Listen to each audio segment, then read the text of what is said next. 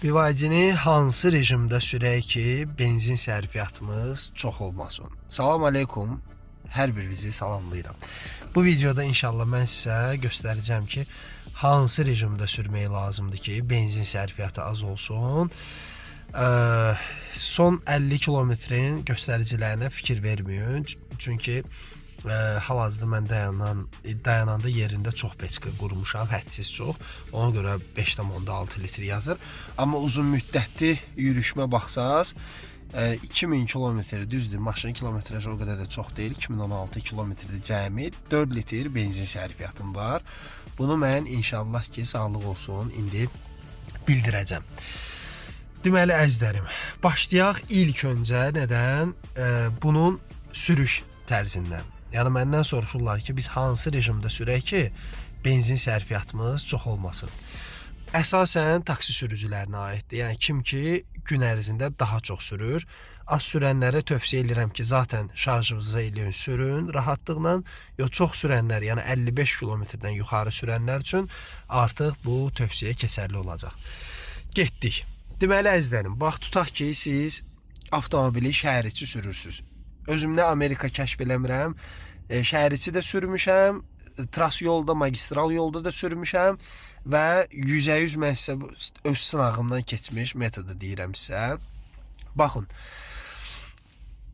uzun trasdan başlayayım, yoxsa şəhər içi? Gəlin şəhər içindən başlayayım. Şəhər içi maksimum dərəcədə siz çalışın ki, elə ev rejimdə sürəsiniz. Yəni buradan hev yox, ev rejimdə, bu rejimdə, buradakı ev rejimdə, şəhər içi, harada ki, yəni sürətiniz heç 50-dən yuxarı qalxmır da, şəhərin tıxaclarında, nəyi var tıxaclarında, maksimum dərəcədə evidən istifadə edin. Yox, çıxdınız uzun yola, misal üçün, aeroport yolu, nə bilim, Sədərək tərəfə gedirsiniz, fərqi yoxdur. Hətta belə uzun müddət spusk düşsəz belə, yəni üzü aşağı düşürsünüz, yenə də save rejimindən istifadə edin, maksimum dərəcədə enerji yığın. Deyirəm, yenə də düz yoldur, gedirsiniz. Hətta üzü aşağı düşürsünüz. Yenə də save-i qoşun və bunu çevirin hevə. Çünki hevə çevirməsəz, o xodlanmayacaq. Hevə çevirin ki, bu CL05-lərə aiddir. Destroyerdə bilmirəm necədir. Yəni, ola bilər ki, maşın save'də olsun. Amma burada ev yazılsan, maşın mühərriki xoda düşmür məndə. Mən hevə çevirirəm, ondan sonra xoda düşür. Yəni, hevə çevirdik. Uzun tras, dərnəgüldə falan, haradakı svetoforlar yoxdur, mühərrik işləyir daimi olaraq.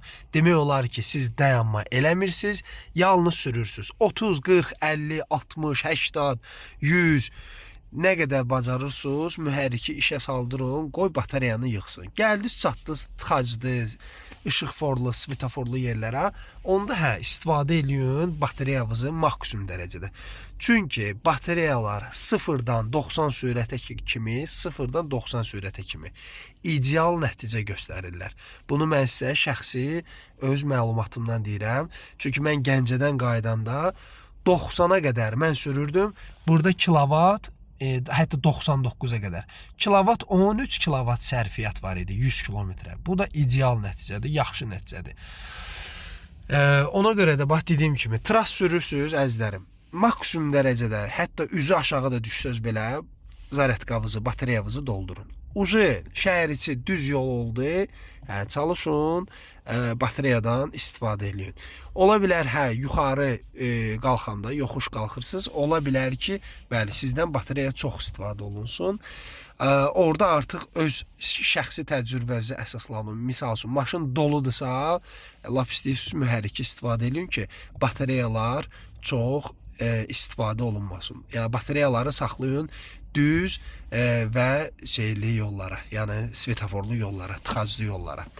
Onda siz kalan endirim eləyə biləcəksiniz. Yəni, baxın, 4 litr benzin sərfiyyatı, qış aylarıdır, yanvarın demək olar ki, ortasıdır, 15-idir. Yəni, ideal nəticə var. Sonra, trası mən bildirmişəm sizə. Trasda mən sürmüşəm. Gəncəyə aid videom var, kim istəsə baxa bilər. Gedəndə mən 5 litr sərfiyyatla gedmişdim. Ay rejimlə, ayını qoşmuşdum. Düz getdim, 100-ə 5 litr sərfiyyat oldu. Qaydanda isə save-i qoşdum, 60%-a kimi doldururdum, sonra keçirdirdim. ev rejimə. Heve çevirirdim 60% dolurdu. Sonra qaydırdım ev rejiminə. 99 sürətlə gəlirdim. Burada misal üçün 60%-dən 20%-ə mənə göstərirdi ki, 30 kilometr falan gedə bilirsən, 32 kilometr. İnanın ki, hələ təxminən bu 32 kilometri gedirdim mən. Saatda 99-dan. Yəni 90-90-a kimi sizdə ideal nəticə verəcək bateriyalar istifadə eləyin. Başqa süsə nə deyim? Sonra maksimum dərəcədə batareyanı burada bu işarə var. Bu işarəni görürsünüz. Qırmızı işarəyə çatdırmayın. Bu çox ziyandır bateriyaya, hədsiz dərəcədə. Yəni o dərəcəyə çatdırmayın. O da səhv eləmirəmsə, batareya 15%-dən aşağı düşərsə, ora gəlib çatır. Yəni ora gəlib çatana yaxın mütləq şəkildə maşını saxlayın, yerində qazı basın, dolsun 20%-ə qədər. Ümumiyyətlə batareyalar dolub boşalmalıdır. Ümumiyyətlə, yəni bu bütün Priuslara da aiddir, BYD-lərə də aiddir, fərqi yoxdur.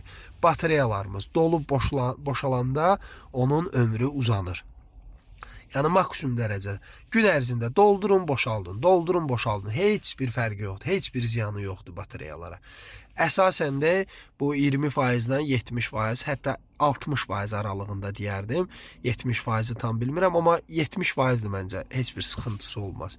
Yəni doldurun, boşaldın, heç bir sıxıntı yoxdur.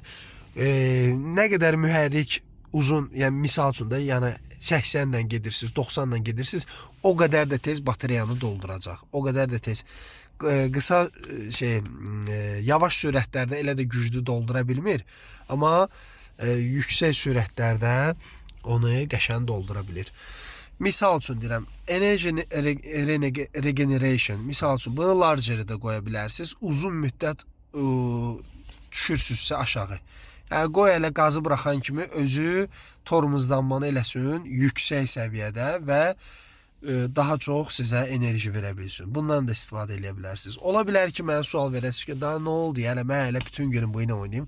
Valla süzə. Maksimum bircə dənə knopka lazımdır. Bax bircə dənə. Bu knopka. Bax bu knopka bir dənə bu sizə lazımdır. Heç burada save zad eləməyin. Heç nə lazım deyil. Bax qardaş, heve keçdin, heve keçdin. Sür maşın bu trasda. Gəldin, çatdın propkalara.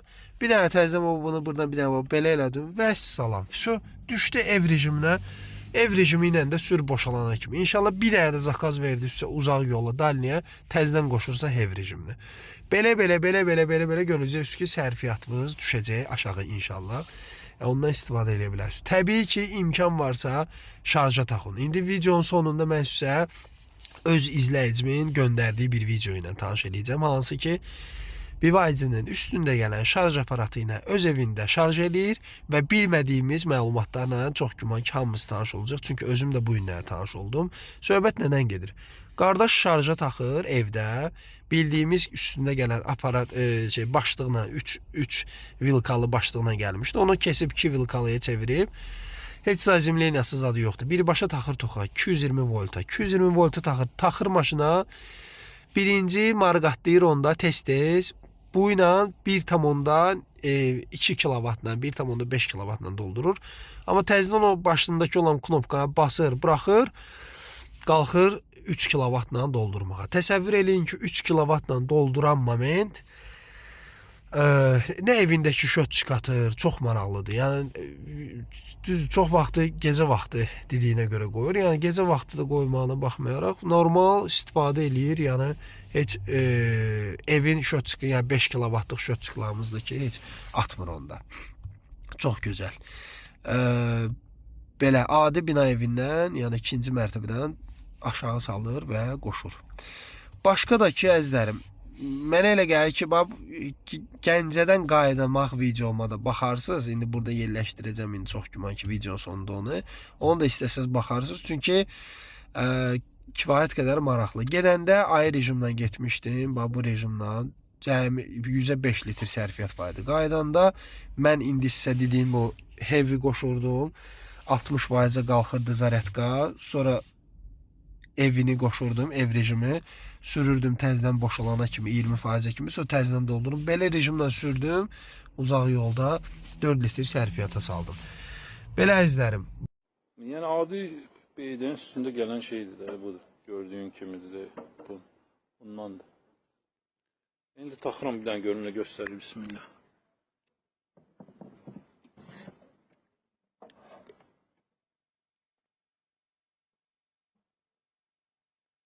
Görsən başladı yavaş-yavaş eləməyə. Marqatlamağa, düzdür. İndi 1,2 ilə yığır. Bax, indi bir dənə bunu basıram, bax. Buraxıram. Gördün? Keçdi 3'ə. Keçdi marqatlayır, görsən. Görsən də bax. 2 saat 4 daqiqə göstərir.